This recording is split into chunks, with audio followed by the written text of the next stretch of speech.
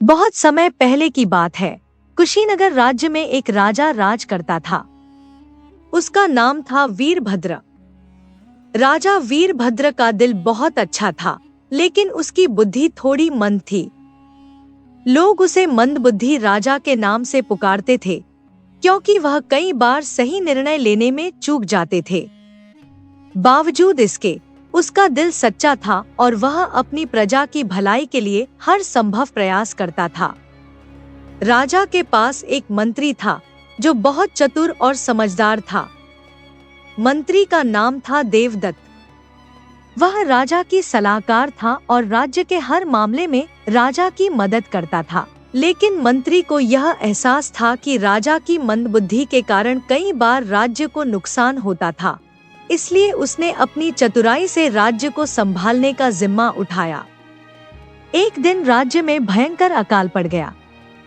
खेतों में फसलें नहीं उगी, नदियां सूख गई और लोग भूख से परेशान हो गए। राजा वीरभद्र चिंतित था, लेकिन उसे समझ नहीं आ रहा था कि क्या किया जाए।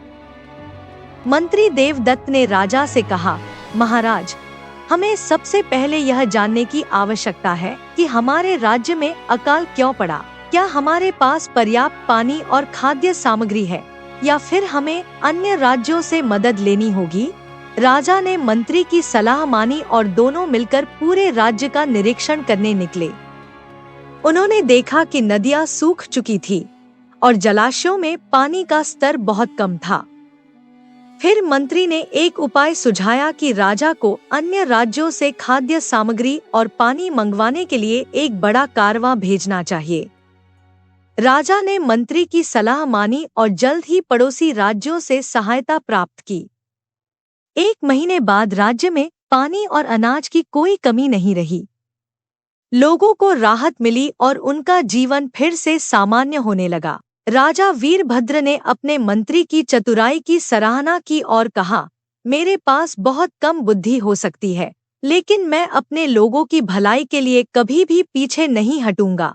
इस घटना के बाद राजा ने समझा कि भले ही वह मंदबुद्धि था, लेकिन अगर उसके पास अच्छे सलाहकार हों, तो वह सही रास्ते पर चल सकता है।